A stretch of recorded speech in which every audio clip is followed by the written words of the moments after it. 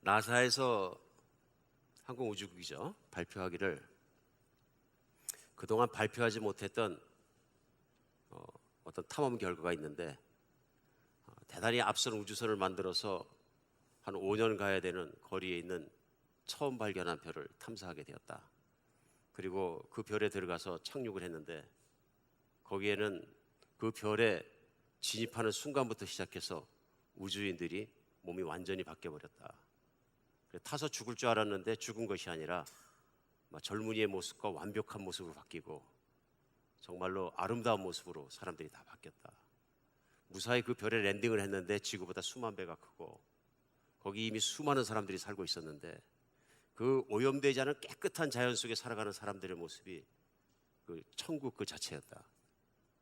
아주 선한 왕이 있었고 누구든지 웰컴하는데 거기 사는 사람들의 얘기하면 자기들은 벌써 죽지 않고 얼마든지 오랫동안 살 수 있다고 믿고 또 그렇게 살고 있었다. 그들은 늙지 않았고 거기에 있는 동물들도 굉장히 건강했고 먹는 것을 위해 일할 필요가 없고 먹는 것이 충분했으며 항상 기쁘고 재밌고 즐거운 곳이 있었다. 몇 년에 걸쳐서 되돌아와서 우주인들이 고백하고 보고했다는 내용을 발표했다. 실제로 신문에 나왔다면 그렇게 믿지 마시고 신문에 나왔다면, 방송에 나왔다면, 뉴스에 나왔다면 세계에서 몇 번째 뉴스가 되겠습니까? 헤드라인 뉴스. 이게 현실인가 우리가 꼬집어 봐야 돼. 정말 그런 별이 있대. 5년밖에 안 간대. 그러겠죠? 5년밖에 안 간대 우주선 타고. 그리고 예를 들면 우주항공국에서 발표했는데 거기 갈 만한 민간 회사들이 다 모여서 재력을 모아서 어마어마한 우주선을 마련했는데 누구든지 5만 불만 내면 5년간 여행해서 그 별에 들어가서 영원히 잘 살 수 있다. 그렇게 뉴스가 나왔다면 세계가 어떻겠습니까? 난리가 나겠죠. 난리가 막 그냥 어떻게든지 5만 불 그냥 1인당 식구별로 마련하기 위해서 몸부림을 치고 이미 5만 불씩 마련해서 부부가 이제 티켓을 딱 사놓은 사람들은 어떻게 되겠습니까? 상상은 여러분에게 맡기겠습니다. 2년 뒤에 내가 그 우주선 탄다. 어떻게 살겠습니까? 상상은 여러분에게 맡기겠습니다. 2000년 전에 하나님의 하나밖에 없는 아들께서 이 땅에 오셔서 그 하늘나라에 대해서 전하셨어요. 그리고 그분을 믿지 못했던 사람들이 그분을 미치광이 취급하고 귀신 들렸다고 얘기하고 멸시하고 죄 하나도 없고 순수하고 깨끗하고 아름답고 정말로 흠잡을 게 없는 그분을 십자가에 못 박아서 비참하게 죽여서 무덤에 묻었는데 3일이 지난 다음에 제자들이 뛰어가서 보니까 시신이 없더라. 그래서 보니까 부활하신 그 하나님의 아드님이 돌아가실 때 부활하신 몸 그대로 손에 못자국이 있고 가슴에 구멍이 있는 채로 살아 일어나서 제자들에게 오셔서 만나셨다. 여러분이 제자라면은 얼마큼 놀랐을까요? 그 부활의 아침에 예수님을 딱 보는 순간에 얼마큼 놀랐을까요? 제가 생각했을 때 제정신이 아니었을 것 같아요. 제정신이. 우리가 뭐라 그러면은 너무 좋으면은 꼬집어 본다 그러죠. 예를 들면 우리 애가 시험 보는데 수능 시험 봐갖고서는 얘가 무슨 서울대학교를 들어가는 게 아니라 도저히 안 될 것 같았는데 발표 결과 보니까 서울대학교에서 제일 힘든 학과를 최고 좋은 점수로 들어갔어. 그럼 여러분 기분이 어떨 것 같습니까? 꼬집어 봐야죠. 꿈이야 생시야 도대체. 이거 생시 맞지? 내가 그냥 너무 바래서 꿈꾼 거 아니지? 저는 제자들의 마음이 부활의 아침에 예수님의 부활한 모습을 이렇게 보고 심지어는 도마 같은 사람들은 그 예수님의 손가락으로 손에다가 못자국에다 손을 집어넣어 봤다. 손가락이 지나가더라. 옆구리에 손을 집어넣어 봤다. 그리고 엎드려서 하나님 나의 하나님 하고 고백을 했거든요. 놀라운 사건이죠. 이 부활에 일어났던 사건은 이런 말할 수 없는 사건이, 사람이 말로 못하고 형용을 할 수 없는 사건이 일어난 거죠. 그러니까 그 부활의 사건 앞에서 제자들은 예수님의 부활을 보기 이전의 사람으로는 돌아갈 수가 없는 거죠. 예수님이 부활하셨다. 거기서 끝나는 게 아니라 40일 동안 바로 그 하늘나라에 대해서 가르쳐 주시고 예수님이 천국으로 올라가는 모습을 눈으로 보았다. 제정신이 아니겠죠. 세상을 제정신으로 살 수 있을까요? 저는 제정신으로 세상 사람처럼 살 수 있다고 생각하지 않습니다. 굉장한 변화가 일어난 거죠. 놀라운 변화가 일어난 거죠. 오늘 부활주일, 이 부활의 아침은 바로 그런 제자들이 그 예수님을 만나고 배우고 하늘나라 천국에 대해서 배우고 그런 소망 가운데 살다가 그 부활의 복음을 전하다가 모든 걸 다 포기할 만큼 생명을 바칠 만큼 위대한 사건이고 놀라운 사건이라는 그 정말 그 복음을 전하다가 순교당하기까지 전하다가 순교당한 모든 사건을 성경에 기록된 내용을 오늘 믿는 아침입니다. 오늘 기가 막힌 아침이거든요. 기가 막힌 아침입니다. 그런데 오늘 여러분과 저희가 말씀 가운데 읽은 고린도전서 15장 말씀은 이 부활의 사건에 정말로 부활의 영향을 받지 않아야 되는 사람 한 사람이 부활의 영향을 받았어요.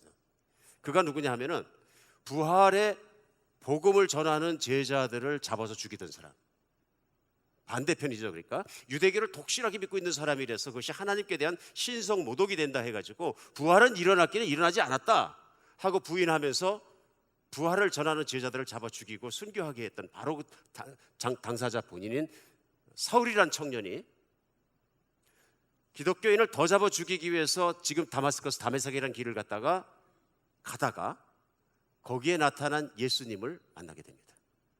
부활하신 예수님을 만나서 이 사람이 완전히 바뀝니다. 자기가 믿어왔던 것들과 생각해왔던 것들과 자기 생각과 자기의 지식과 자기의 지성이 사실이 아니라는 것을 확실하게 알고 나서 살아계신 예수님을 만나고 나서 온전하게 부활을 믿는 부활의 증인이 됩니다. 그러니까 이 사람 너무 놀라운 게 핍박해서 기독교인을 잡으러 가다가 그 길로 다메섹에 들어가서는 기독교인을 잡는 게 아니라 기독교인들 안으로 들어가서 침례를 받고 예수님의 부활을 전하는 사람이니까 사람들이 미쳤다, 정말 기이한 일이다 얘기합니다. 예수님의 부활은 신기한 일입니다.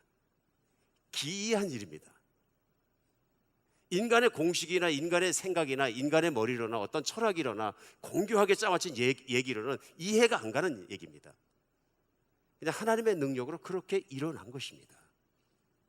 사도 바울이 그런 예수님을 믿게 되고 예수님을 따르게 되고 목숨을 걸고 아무도 예수님에 대해서 알지 못했던 이방 나라에 가서 예수님의 복음을 전하기 시작합니다.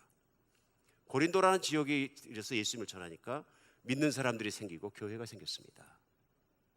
몇 년이 지난 다음에 고린도 교인 중에서 무슨 얘기를 하는 사람들이 생겼냐면 예수님의 부활은 없다, 다 지나갔고 괜히 한 얘기다, 그런 사람들이 생깁니다. 그러자 오늘 본문인 사도 바울이 쓴 고린도 전서 15장은 그렇게 말하는 사람들을 향해서 예수의 부활은 없다, 사실이 아니다 부인하는 사람들을 향해서 그들이 교회 안에 있을지라도 그게 아니다 하고 단언하면서 얘기한 내용이 바로 고린도전서 15장에 나와 있습니다. 오늘날 21세기 2000년이 지난 오늘날도 우리에게는 굉장히 중요한 말씀이라고 생각합니다. 쉽게 생각하면 예수님의 부활이 그대로 믿어지고 그 부활을 누리는 사람들이 있는가 하면은 부활을 알긴 알겠는데 안 믿어지는 사람도 있었고 심지어는 교회 안에 부활은 아니고 이렇게 말하는 사람들조차 있다. 제가 듣기로는 교회 죄송합니다만은 목회자들도 있다, 신학자들도 있다, 부활을 진짜의 사건으로 믿지 않는 사람들이 있다. 그러니까 고린도 전서에 오늘 정해지는 부활의 아침에 말씀을 나누면서 이런 현실이 고린도 교회만 있었던 문제가 아니라 오늘날 교회 밖에는 말할 필요도 없고 교회 안에조차도 있다. 실제로 예수님이 부활하신 사건은 사실적이고 실제적이고 일어났던 증인들이 있고 모든 게 있음에도 불구하고 실제로 교회 안에서까지 그것은 그냥 추상적인 얘기일 뿐 그것을 사실이라고 믿어서는 안 된다고 말하고 생각하고 믿는 사람들이 있다 하는 얘기입니다. 오늘 부활절 아침에 전하는 이 부활의 메시지는 하나님의 말씀이 액면 그대로 능력 그대로 성령의 능력을 따라서 그렇게 말씀하시고 주장하시는 분들 속에 성령의 능력으로 변화가 있는 아침 되었으면 좋겠습니다. 변화가 있는 아침 되었으면 좋겠습니다. 오늘 예수님의 부활을 구체적으로 믿어야 되는 이유를 사도 바울은 정확하게 전하고 있습니다. 제일 먼저 많은 증인들이 있다. 많은 증인들이 있다. 그래 고린도전서 15장 1절부터 시작해서 본문 말씀 뭐라고 하냐면요, 형제들아 내가 너희에게 전한 복음을 너희에게 알게 하노니 이는 너희가 받은 것이요 또 그 가운데 선 것이라. 복음은 뭐냐 하면은 굿 뉴스죠. 헤드라인 뉴스죠. 최고의 뉴스죠. 그건 뭐냐 하면 하나님의 아들이 이 땅에 오시고 천국을 알게 하시고 그분이 십자가에 못 박혀 죽으셨는데 3일 만에 부활하셨다는 얘기. 우리가 죽음을 이기고 천국 갈 곳이 있고 우리에게 영원한 길이 열렸고 삶의 길이 열렸고 육신을 벗어버리면 더 아름다운 세계가 열려있다는 놀라운 사실을, 복음이죠. 최고의 뉴스. 나사에서 우주선이 어떤 기가 막힌 별에 갔다 온 게 최고의 뉴스가 아니라 하나님의 아들이 이 땅에 오시고 그분이 전해주시고 그분이 희생하시고 그분이 살아나시고 그분이 천국으로 다시 가셨다는 이 놀라운 뉴스가, 나사 우주인이 전해준 것보다도 하나님의 아들이 직접 전해주고 체험해주고 알려주고 보여주고 만지게 한 이 뉴스가 우리에게 있다. 그래 그 뉴스를 듣고 믿고 너희가 하나님의 사람이 되었다. 2절입니다. 너희가 만일 내가 전한 그 말을 굳게 지키고 헛되이 믿지 아니하면 그로 말미암아 구원을 받으리라. 구원은 그 복음, 그 뉴스를 듣고 받아들이고 이해하기 이전에 믿는 거예요. 믿는 거예요. 3절 내가 받은 것을 먼저 너희에게 전하느니 이는 성경대로 그리스도께 우리 죄를 위하여 죽으시고 장사된 바 되었다가 성경대로 사흘 만에 다시 살아나사 게바에게 보이시고 그 외 12제자에게와 그 외 500여 형제에게 일시에 보이셨나니 그 중에 지금까지 대다수는 살아있고 어떤 사람은 잠들었으며 그 외 야고보에게 보이시고 그 외 모든 사도에게와 맨 나중에 만삭되지 못하여 난 자 같은 내게도 보이셨느니라. 나는 사도 중에 가장 작은 자라 하나님의 교회를 박해하였으므로 사도라 칭함을 받기에 감당하지 못할 자니라. 그러니까 부활은 지나갔다, 부활은 아니다 막 그렇게 말하는 고린도 안에 있는 사람들을 향해서 사도 바울에게 내가 거기에 대한 증인이라. 근데 나 같은 사람은 증인 중에서 최고 약한 증인이라. 왜냐하면 그 말이 맞는 것이 사도 바울은 가장 늦게 부활하신 예수님을 만난 사람이거든요. 근데 그 부활하시기 전에 예수님과 함께 식사하고 먹고 배우고 살고 그 죽음을 체험하고 그 부활의 현장에 있었고 직접 보았고 직접 체험했던 많은 제자들이 있고 심지어는 장정만 500명이 넘는 사람들이 다 같이 보았고 다 같이 체험하였다. 유대인의 율법에 증인이 두세 사람만 있어도 사실이라고 인정하는데 500명이 넘는 사람이 장정만 있었으니까 여자들과 어린아이와 다른 사람 다 포함하면 어마어마한 사람들이 그 예수님의 부활하신 몸을 보았고 만졌고 알았고 믿었다. 이제 맨 마지막에는 나 같은 사람, 소위 부활하신 것을 전하는 기독교인들을 잡아 죽이던 나 같은 사람에게까지 예수님이 나타나셔서 나도 믿게 되었다. 그런 얘기죠. 많은 증인이 있다. 고린도 교회에서 어떤 사람들이 듣고 부활을 믿기 힘들어했던 사람들이 있는 가장 큰 이유 중에 하나는 무엇인가 하면 과거에 한 2000년 전에도 고린도가 있던 지역은 그리스 문화의 영향을 많이 받았던 지역입니다. 우리가 아는 것처럼 그리스는 철학이 발달했던 곳입니다. 우리가 아는 유명한 철학자들이, 고대 철학자들은 다 거기서 나오거든요. 그러니까 철학자들이 많이 나왔다는 얘기는 뭐냐면 철학적 사고방식, 인간적인 이론적인 이성적인 철학적 주장들이 많은 사람의 생각 속을 장악하고 있었다. 그러니까 그들의 생각의 중심, 판단의 중심이 뭐냐면 인간의 이성에 판단하는 능력이다 하는 얘기예요. 근데 인간이 이성적으로 판단해갖고 사람이 다시 살아나는 게 믿어지지 않는다 하는 이성적 판단을 한 거죠. 그러니까 안 믿어지는 거죠. 근데 이것이 2000년 전에 고린도 교인 중에 일부의 어떤 사람들에게 있던 현상은 아니고 여러분과 제가 살아가는 21세기 오늘날은 훨씬 더 강한 것 같다. 어쩌면 우리 믿음을 가장 장애하는 것들도 그런 것들이 아닌가 싶습니다. 특별히 우리 인류 역사는 16세기 르네상스 운동이 일어나면서 르네상스 운동은 인류 사상사의 한 분수령이잖아요. 이 운동의 핵심이 뭐냐면은 인간 다음으로 돌아가자 이렇게 얘기하는 거예요. 구체적인 방법으로 제시한 게 뭐냐면 우리가 인간의 이성 중심으로 삶을 살고 생각하자 그런 얘기예요. 그러니까 이 사람들의 생각이 뭐냐면 영국에 있는 베이컨이라는 사람은 철학자는 소위 경험론을 주장했어요. 인간이 경험한 것을 이성으로 이해한 지식을 강조하는 거예요. 체험론이죠. 당신이 경험 안 한 것을 당신이 이해할 수가 있느냐 하는 얘기예요. 오직 당신의 체험을 통해서 당신의 모든 것이 진리라고 확인할 수 있고 그것만 믿어야 되지 않겠느냐 하는 얘기입니다.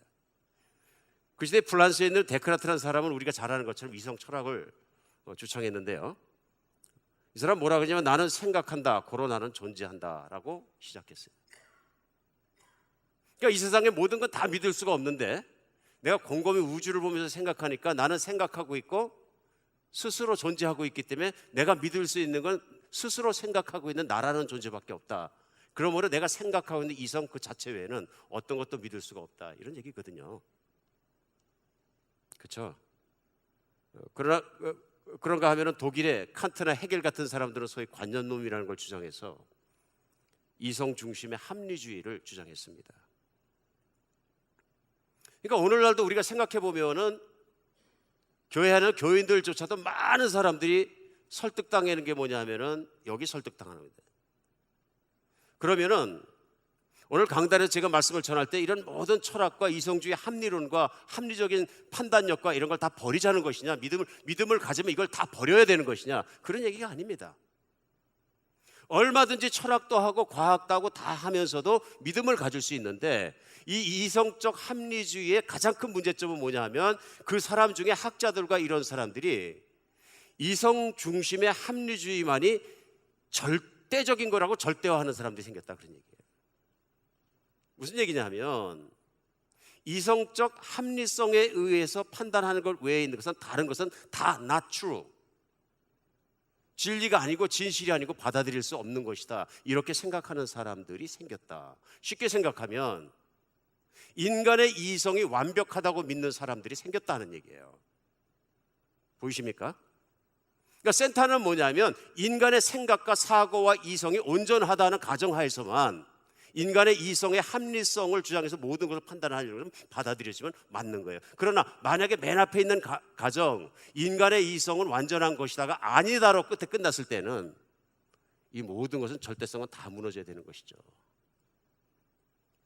때때로 인간의 이성이 합리적인 판단을 통해서 좋은 것들을 만들어낼 수 있죠. 근데 더 문제점은 뭐냐면은 현대로 오면서 이게 점점 좁아져 가지고 과학기술 세대에는 과학주의, 기술주의가 생긴 거예요. 눈에 보이고 과학적으로 검증된 거 외에는 아무것도 믿지 않겠다.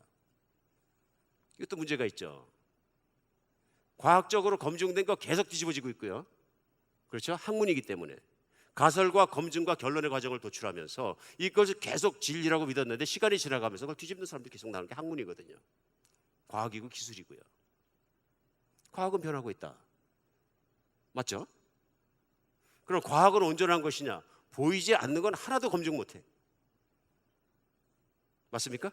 다룰 수 없는 것은 하나도 검증 못하고요. 그럼 검증 안 되는 것은 과학에서 검증 못하고 기술에서 이해할 수 없도록 설명하지 못하는 것은 존재하지 않는 것이고 그것이 아무것도 없는 것이냐? 아니란 얘기죠. 과학기술 세대의 많은 사람들이 믿는다라는 단어는 어리석은 것이고 안다 하는 단어를 믿고 사는 것이 합리적이고 현명한 사람이라고 생각하는 사람들이 많아졌다. 근데 생각하면은 안다는 것만 가지고 살 수 있겠죠. 살 수 있는데 얼마큼 사냐면 자기가 아는 것만큼 살겠죠.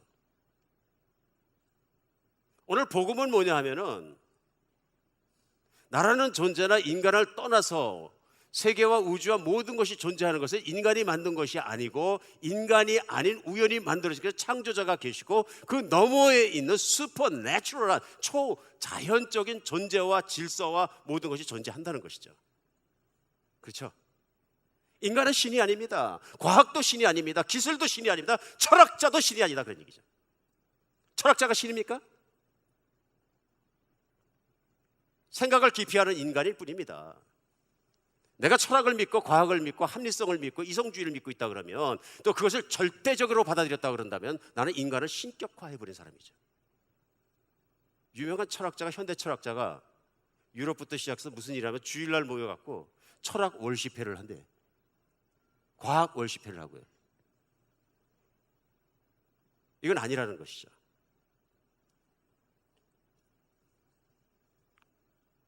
예수님께서 이 땅에 오셔서 요한복음 3장 12절에 뭐라고 사람들에게 말씀하시냐면요, 내가 땅의 일을 말하여도 너희가 믿지 아니하거든 하물며 하늘의 일을 말하면 어떻게 믿겠느냐. 이해하시겠죠? 착하게 살라. 내가 뭘 잘못했느냐.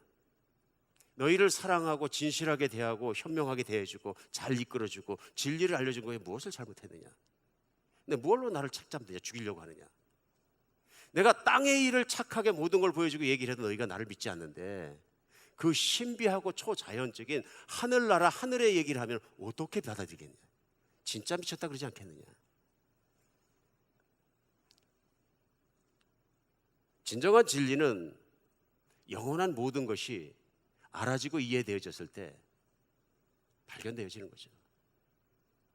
영혼에 대한 것을 모르는 사람이 얘기할 수는 없는 것이죠. 한국에서 아마 예수님을 안 믿고 무신론자로서 가장 강하게 지성인이라고, 한국의 지성이라고까지 자신 있게 다른 사람들이 얘기할 수 있던 사람 중에 한 분이 이혜령 박사님 같아요. 그렇죠? 그분 철학자로서 또 문학가로서 교수로서 평생을 학문에 매진하시고 또 많은 저서들을 통해 그것이 입증되었고 심지어는 한국의 지성으로서 또 행정부서의 한 장관이 되어서 지도하시기도 하고, 그리고 한국의 지도자로서 학자로서 대학의 교수님으로서 총장으로서 많은 일을 하셨어요. 그래서 그분은 그 전에 책에 보면은 정말로 그 기독교인의 믿음이라는 것은 믿을 수가 없는 것이다 하고 지성으로 얼마나 공격을 많이 하셨나 봐요. 오늘날 그 딸이 암에 걸리고 모든 투병하는 과정 중에서 하나님을 정말 초자연적으로 믿고 초자연적으로 그가 모든 것을 움직이는 그 모습을 보면서 자신도 그렇게 초자연적인 이성을 넘어 있는 하나님을 만나게 되었어요. 그래서 자기 지식의 교만의 모든 것을 내놓고 무릎 꿇고 하나님 앞에 회개하고 과거의 교만에 대해서 내려놓고 저는 어리석은 자였습니다 회개하고 하나님 믿는 사람이 되었다고 고백하고 있어요. 그러니까 그분이 쓴 책이 뭐냐면 지성을 넘어 영성으로 해요. 영성은 없는 것이 아니라 영적인 세계와 초자연적인 것과 하나님의 나라는 없는 것이 아니라 지성의 세계를 넘어서 있는 것이다. 인간이 우주에 대해 별에 대해서 알면 뭘 얼마나 합니까? 결과는 뭐예요? 모른다는 것이죠. 그저 해변에 앉아갖고 모래바닥에서 조개 껍데기 갖고 노는 어린아이 정도, 지구와 인류의 지식을 비교한다면 그 정도밖에 되지 않겠습니까? 그것도 안 되는 것 같아요. 지금도 우주 속에 있는 별 중에서는 빛의 속도로다가 수십억 광년, 상상도 안 가는 얘기입니다. 빛의 속도로 갈 수 있는 비행체를 만들어낼 수 없을 뿐더러 그 비행체가 수억 광년 이렇게 날려간다는 것 자체가 상상 속에나 있는 얘기지 그걸 어떻게 믿습니까? 근데 그게 한 개, 두 개가 아니라 셀 수 없을 만큼 많은, 정말 밀가루를 뿌리는 것 같이 이렇게 뽀얗게 많은 우주. 어떤 과학자들은 그것이 끝이 아니고 보이는 것 너머에 더 많은 별들이 있다. 기가 막힌 얘기죠. 우리 하나님을 진짜로 믿을 수 있는 그런 부활주일이 되었으면 좋겠습니다. 오늘 믿어야 되는 것이 왜 그러느냐 하면요, 오늘 예수님을 직접 체험했던 사도 바울도 얘기하는, 나는 정말로 그런 사람 중에서 가장 작은 자라. 왜냐하면 기독교인들을 핍박했던 자라. 그러니까 더 믿어야죠. 그렇죠? 그러니까 그리고 사도 바울은 당대 최고의 학문과 지성이 있었던 사람으로 알려져 있어요. 엄청난 논리력이 강한 사람이고요, 무식한 사람이 아니고요, 당대 최고의 철학적 훈련을 받고 논리적 훈련을 받고 유대에게서 최고의 신앙교육을 받아서 영성과 지식 면에서 많이 알고 있는 사람이었다. 탑이었다 제가 보기에는. 둘째는 원래 복음을 믿는 사람이 아니었고 복음을 핍박하는 사람이었다. 셋째는 뭐냐면 이분이 진짜로 예수님을 만나서 변화받은 사람이기 때문에 자기의 생명을 걸 수 있었다. 여러분, 이렇게 지성적인 사람이 자기의 생명을 거는 일을 하는데 잘 모르는 환상적이고 상상적이고 추상적이고 믿을 수 없는 것에 생명 거는 사람은 없습니다. 만약에 걸어야 된다 그러면 거짓말쟁이는 있겠죠. 자기가 그렇게 건 것처럼 보임으로 말미암아 많은 돈을 번다든지 유명해진다든지 복을 누릴 수 있다고 믿으면 할 수도 모르겠죠. 그러나 그렇게 해서 믿은 결과가 목이 잘라지고 죽고 하는 비참한 결과라 그러면 그 일을 할 사람이 어디 있어요? 우리 이성적으로 해도 상식적으로도 받아들일 수 없는 얘기 아닙니까? 오늘 사도 바울은 그래 피를 토하듯이 얘기하는 것입니다. 내가 직접 체험하고 그 복음을 전해서 여러분이 예수님을 믿고 복음을 누리는 자, 또 하늘나라를 갈 수 있는 사람, 놀라운 그 뉴스를 내 것으로 만들 수 있는 사람이 됐지 않았느냐. 그런데 이제 와서 부활이 없다고 얘기하는 사람들은 아니다. 오늘날까지도 내가 예수님을 믿는다는 건 너무 상상적인 얘기야. 너무 추상적인 얘기야. 정말 그렇게 될까? 정말 이 세상 너머에, 이 삶 너머에 또 다른 세계가 나를 기다리고 있을까? 너무 상상적이지. 그 여러분들 마음속에 하나님의 아들이 이 땅에 오셔서 십자가에 못 박혀 죽기까지 진실하게 심각하게 그것을 입증하고 부활을 통해 보여줬던 우리 현실 너머의 세계가 있는 것을 믿으시기 바랍니다. 이건 믿음으로 이루어지는 것입니다. 과학적 실증이 아니고요. 증인이 있다. 증인이 있다. 두 번째, 이런 증인이 많은 것 외에 오늘 본문이 전하고 있는 뭐냐면 이것은 성경에 기록된 내용이다. 이게 더 중요합니다. 그리고 오늘 왜 그러냐면 본문에 보면은 3절에요. 내가 받은 것을 너에게 전하니 이는 성경대로 그리스도께서 우리 죄를 위하여 죽으시고 장사 지난 바 되었다. 성경대로 사흘 만에 살아나셨다. 성경대로를 두 번이나 강조합니다. 중요한 거예요. 우리 믿는 사람들도 성경대로에는 반드시 묵상을 하셔야 돼요. 이게 왜 성경대로가 중요하냐면은 사람들이 얘기하거든요. 어느 날 제자들이 있다 그냥 공교하게 얘기를 짜맞춰가지고 이렇게 하자 그래서 얘기했다. 이게 안 되는 것이 뭐냐면요, 예수님께서 십자가에 못 박혀 죽으시고 부활하신 사건은 이미 예수님이 오시기 천여년 전부터, 그 이전부터도 구약 성경에 쓰여져 있다. 구약 성경에 쓰여져 있고 오신다 하신 세상을 구원할 메시아, 곧 구원자가 바로 그분이다 하시는 것이 구약에 기록된 대로 주셨다. 심지어는 성경대로 하나하나 십자가에 못 박혀 죽으실 때에도 사람들이 조롱하는 것이나 그분의 옷을 발가벗기고 벗겨갖고 옷을 서로 파는 것이나 그 모든 것도 이미 시편에 다 기록되어 있었다. 기록되어 있어요. 선지자들이 예언했다. 그대로 되어 있다. 어떤 무덤에 묻히실 것과 어떤 죽음을 죽으실 것과 부활하실 것과 모든 것들이 성경에 이미 예수님 오시기 전에 기록되어 있어서 즉흥적으로 즉시적으로 갑자기 어떤 사건을 해결하기 위해서나 사람들이 어떤 기대에 부응하기 위해서 일어난 사건이 아니라 이미 오래전부터 성경 말씀 그대로라면 창세 이전부터 하나님께서 창조자께서 계획하신 내용들이 구체적으로 이루어졌다. 사람은 즉흥적이지만 창조자는 즉흥적이지 않으십니다. 그것이 성경의 권위이고 말씀의 권위입니다. 이 세상에서 인간이 믿을 수 있는 딱 하나가 있다 그러면, 인간이 주장한 어떤 학자의 책 한 권 읽고서는 얘기한다 그러면 위험한 얘기죠. 왜냐하면 그것을 쓴 저자가 완전하지 못하기 때문에요. 그러나 이 세상에 하나님께서 직접 써주신 책 한 권이 딱 있다면 그 책은 믿으셔도 됩니다. 왜냐하면 영원히 있기 때문에. 성경은 1500년 이상 되는 기간을 통해서 각기 다른 대륙에서 40명이 넘는 기자들에 의해서 쓰여졌습니다. 물론 하나님을 믿는 사람들이 하나님의 감동에 의해서 하나님의 뜻에 따라서 그분의 뜻을 썼습니다. 문화가 다르고 언어가 다르고 대륙이 다르고 시대가 다릅니다. 심지어는 모든 게 달라요. 여러분, 그럼 문화와 시대와 민족과 모든 게 다른 사람이 썼다 그러면은 책 내용은 같을 수가 없는 겁니다. 불가능한 겁니다. 그럼에도 불구하고 1500년이 넘는 기간에 기해서 쓰여지면서 성경은 커버 투 커버, 맨 앞 페이지 창세기부터 시작해서 요한계시록까지 한 번을 다 정성들이 읽어보면 아, 이건 한 저자가 썼다. 주제가 일치하고 맥락이 같고 한 통로를 통해 지나간다는 걸 누구나 의뢰할 수 있습니다. 그것이 뭐냐면 성경 안에는 하나님이 어떤 분이신가, 사람을 향해 어떤 뜻을 가지고 계신가, 세계는 어떤 것인가, 미래는 어떻게 될 것인가를 명확하게 전해주시기 때문에 성경에 쓰여진 대로 예수께서 부활하시기 때문에 이 부활은 참이고 그 베이스가 수천 년간 쓰여왔던 성경의 베이스가 있다 하는 얘기입니다. 사람이 공교하게 짜맞춰서 갑자기 우연히 탁 일어난 우발적인 사고가 아니라 이미 오래전부터 창조자 하나님이 계획하시고 인간을 위해서 예비하신 천국과는 하늘 가는 길을 보여주신 그 길이 바로 예수님의 부활이다. 하늘 가는 길. 오늘 우주선 얘기만 해도 우리가 갑자기 눈이 둥그레지는데 하늘 가는 길. 우주선보다 더 좋은 길 말씀하셨다. 베드로전서 1장 23절에서 25절에 이렇게 말씀하십니다. 너희가 거듭난 것은 썩어질 씨로 된 것이 아니요 썩지 아니할 씨로 된 것이니 살아있고 항상 있는 하나님 말씀으로 되었느니라.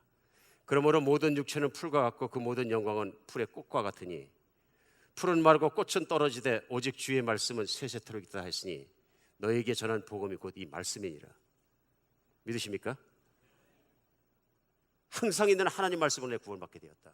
나의 구원과 나의 믿음과 모든 그 베이스가 무엇이냐면 하나님 말씀이다.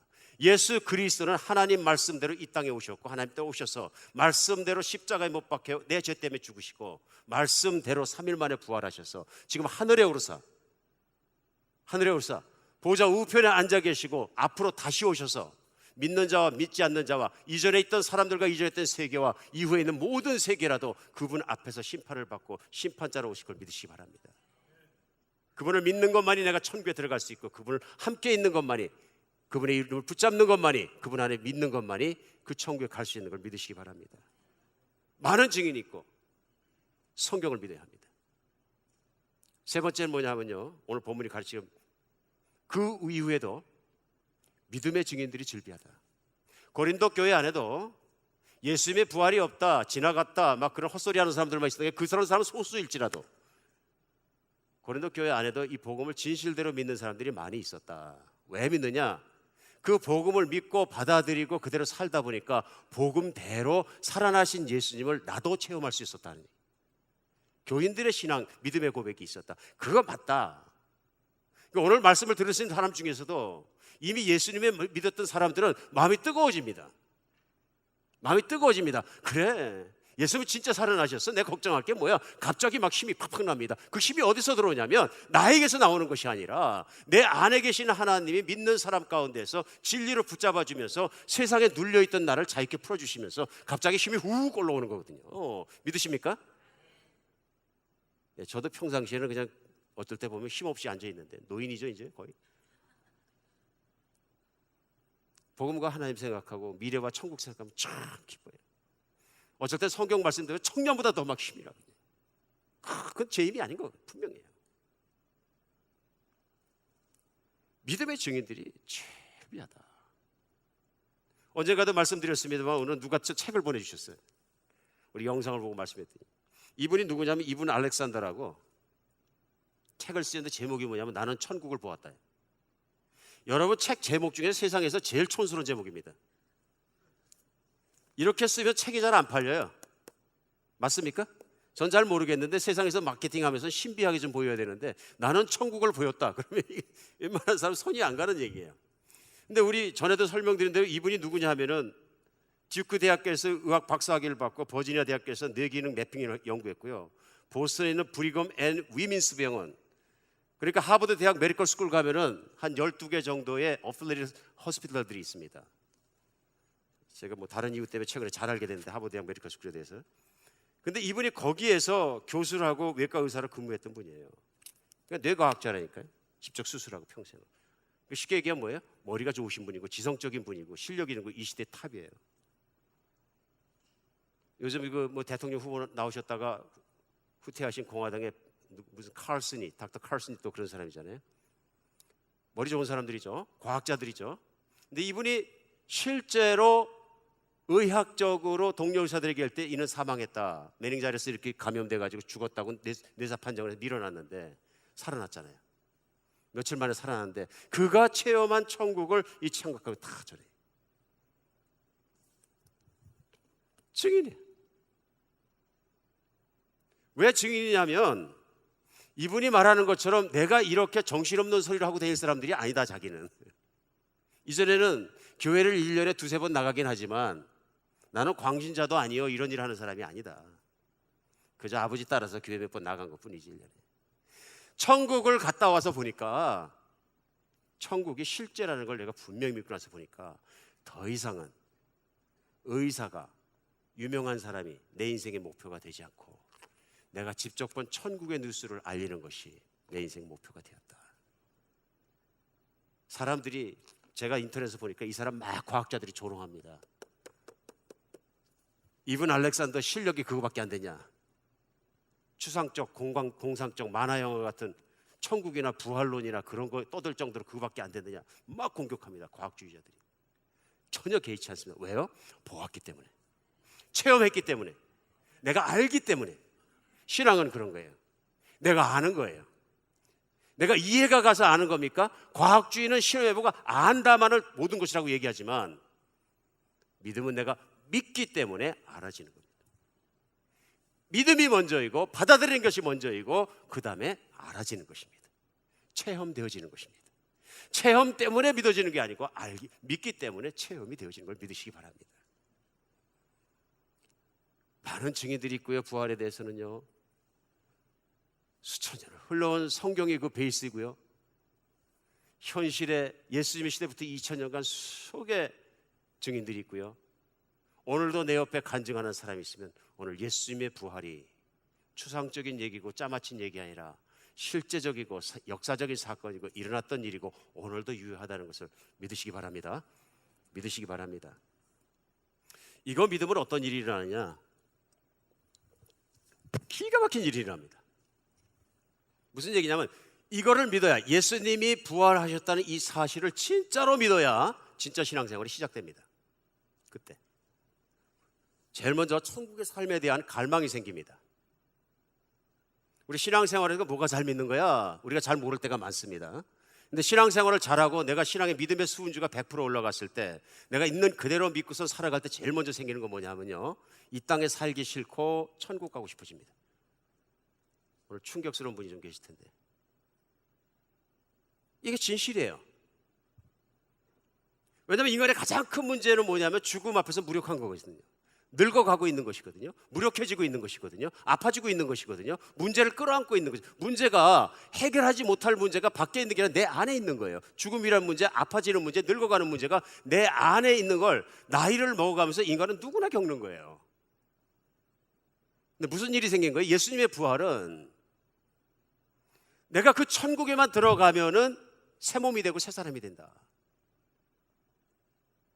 이걸 생각 속에 그렇대가 아니고 아멘 믿어 이렇게 됐어요. 어떻게 돼요? 아이고 빨리 가서 거기서 살면 걱정도 근심도 뭐도 그냥 아픈 것도 그런 거 하나도 없는데 아유 천국 가고 싶어. 여러분 아니 그렇습니까? 아니 그렇습니까? 제가 언젠가도 말씀드렸는지 모르겠습니다만은 많은 한국 분들이 70년대 80년대 중동 가서 돈 벌어 오셨어요. 저도 젊은 나이에 결혼한 지 얼마 안 돼서, 아내하고 결혼해서 얼마 안 돼서 중동을 1년 반 동안 고용계약을 하고 뭐 공사장에서 일하지는 않았지만 사무직으로 나가서 일을 한 적이 있어요. 사우디아라비아라는 나라가 그렇게 삭막한 나라인지 몰랐어요. 사막이 있는 줄 알았지만 아무것도 없어. 아무것도 할 게 없고요. 변변한 영화관 하나 제대로 없어요. 그러니까 노동직도 아니고 사무직이니까 시간이 많이 났는데 나머지 시간을 어떻게 쓸 줄 몰라요. 6개월을 어떻게 버텼는데요. 저는 군대 생활도 해봤기 때문에 이제 참는 건 해볼 수 있다고 생각했는데 그게 참기가 더 힘들더라고요. 무료한 것이. 근데 이제 아들이 낳았다는 소식이 딱 들었는데 집에 못 가겠는 거예요. 아 정말 미치겠더라고요. 그러니까 다란 공항이라는 사우디아라비아 공항에 나가가지고 지금도 기억이 나요. 공항에 넉넉히 앉아 있는 거예요. 왜 앉아 있느냐? 비행기가 뜨고 내리는 거 보면 굉장히 위로가 돼. 언제든 내가 저거만 타면 내 집에 간다. 사우디아라비아를 좋아합니까? No! 돈 벌러 간 거죠. 돈 벌러. 오직 생각은 뭐냐면은 언제 가느냐예요. 예수님의 부활을 진짜 믿고 나면은 그런 바람이 생긴다. 세상에 힘든 일을 겪다가도 천국을 바라보면 기쁨이 생기기 시작한다. 난 희망이 있어. 난 갈 거야. 오늘 벽두에 말씀 같이 나누면서 사실은 아닙니다. 나사에서 뭐 어떤 우주선을 타고 가서 별을 발견한 얘기를 했습니다. 그리고 한번 생각해 봐요. 실제로 그런 발표가 나서 제가 5만 불을 주고 2년 뒤에 가는 비행기 표를 탁 끊었어. 우리 식구 다. 그럼 앞으로 2년만 기다리면 우리는 그 트랩에 딱 타면 이 세상 살면 끝이에요. 그럼 남은 2년 뭐 하실 겁니까? 그냥 이를 물고 돈 벌어요? 더 이상 돈 필요 없거든요. 맞습니까? 남은 2년 뭐 하고 사실 겁니까? 산 소망이 있는 여러분과 제가 되었으면 좋겠습니다. 산 소망이. 남은 2년 살면서 조금 힘든 일이 있으면 괜찮을까요? 견딜 수 있을까요? 아멘? 견디고 말고요. 좀만 참으면 돼. 좀만 참으면 우주선 타고 좀 날아가면 다 끝나. 베드로전서 1장 3절은 베드로 사도가 예수님의 부활을 보고 참여하고 이렇게 얘기합니다. 우리 주 예수 그리스도의 하나님 아버지 하나님을 찬송할지로다. 그의 많으신 긍휼대로 예수 그리스도를 죽은 자 가운데 부활하게 하심으로 말미암아 우리를 거듭나게 하사 산 소망이 있게 하셨다. 무슨 소망이요? 산 소망. 산 소망이라는 얘기는 참 소망을. 또 살아있다는 얘기는 뭐냐면 그냥 막연히 기다리는 게 아니고 그 기다리고 기뻐하고 천국을 바라보는 것 때문에 어떤 것도 이길 수 있는 능력의 소망을 갖게 하셨다. 우리 사랑하는 이에스더 목녀님이 정말 아쉽습니다. 작년 6월부터 암투병을 하다가 지난주 수요일 날 주님 품에 가셨어요. 참 슬픈 일입니다. 어떤 의미에서 그러냐면 가족들이 볼 수 있는 가족을 보지 못하고 만질 수 있는 가족을 만지지 못하고 나눌 수 있는 정을 나눌 수 없다는 그 아쉬움과 섭섭함과 굉장히 슬픈 일이에요. 근데 일단 생각해 보면 그분이 어디 갔다느냐 딸렸어요. 저는 more than sure, 100% sure하게 뭐냐면 이 목녀님이 천국 갔다는 걸 제가 믿습니다. 그리고 이분은 두려움이 없었어요.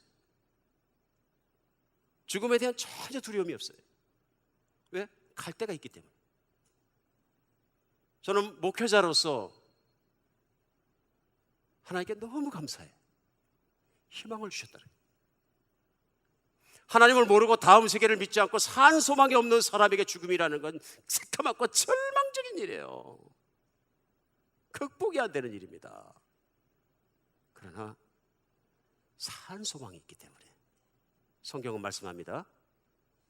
예수님의 무덤에 와서 여인들이 예수님의 시신을 찾아 헤매니까 천사들이 얘기합니다.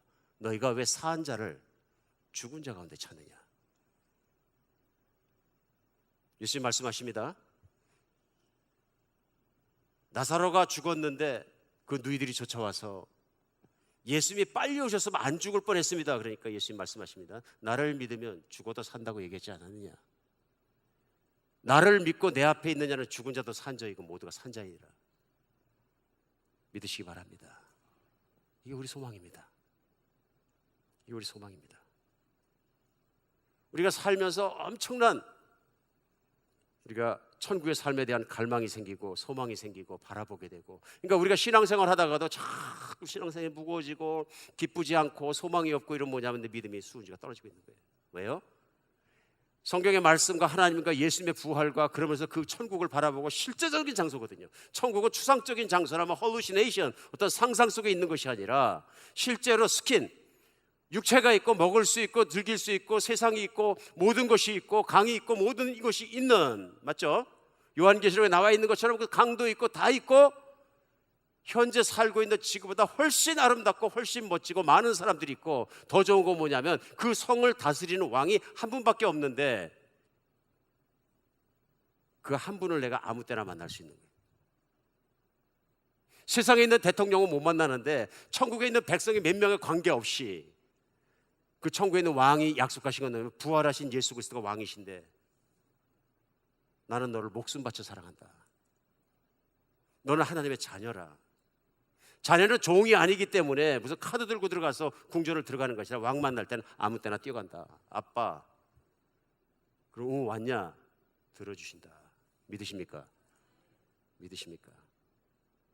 거기 가서 살아야죠. 거기 가서 그걸 매일 간절히 바라고 사는 게 진짜 신앙이다. 천국에 소망이 없으면 안 된다.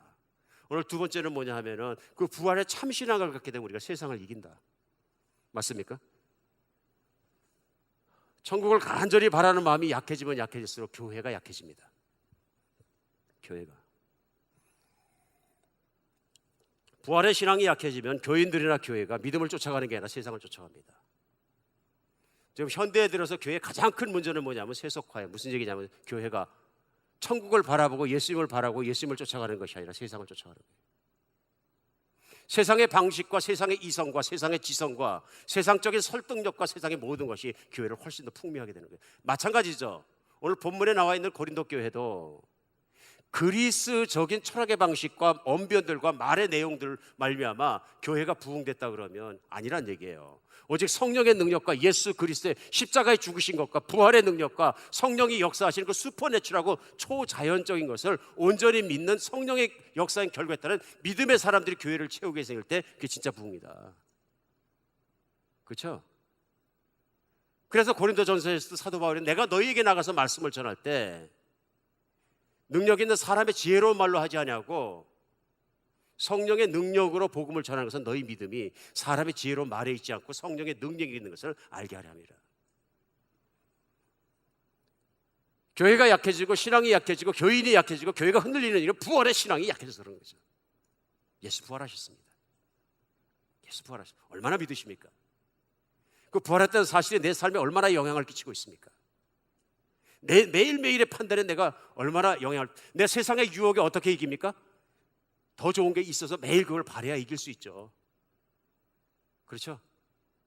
그게 약하면 세상에 있는 게 자꾸 바래지죠. 세상에 있는 부귀, 영화, 이름 높아지는 거 너무 바라게 되죠. 그러다 보니까 정신앙이 낮아지면 나중에는 세상 사람들이 나를 조금만 인정 안 하는 것 같아도 막 속이 뒤집어져 버리지. 견디지 못하고 몸이 흔들려 버리지. 인생이 흔들려 버리고 인생의 환난 중에도 좌절하지 않습니다. 예수님은 살아나셨습니다. 천국은 실제입니다. 지금 이 순간도 천국엔 예수님이 보좌에 앉으시고 천국에 있는 모든 먼저 간 사람들을 섬기시고 공개하고 계시고 그들을 아프지도 않게 하시고 모든 걸 베풀어 주시며 그동안 준비하신 모든 하나님 아버지의 집 가운데에서 아름답고 기쁘고 행복하게 살고 있는 줄 믿으시기 바랍니다. 내가 믿든지 안 믿든지 예수님의 부활도 참이고 천국이 존재하는 것과 믿는 사람 거기에 사는 것도 참이지만 그 결단은 오직 나의 믿음에 달렸습니다. 오늘 온전한 믿음으로 들어가는 여러분과 제가 되었으면 좋겠습니다. 이 부활절이 다른 것이 복이 아니고 오늘 하나님의 말씀 가운데서 내가 말씀을 기축으로 성령의 능력에 따라 예수님의 부활을 믿고 천국을 믿고 내가 온전한 믿음에 들어가는 것이 복 중의 복입니다. 정말로 복입니다. 이건 사람의 능력이나 사람이 짜맞춘 말로 되는 것이 아니고 하나님의 말씀과 말씀을 쓰신 성령의 능력으로만 내 안에 믿음이 생기는 것입니다. 기도하겠습니다.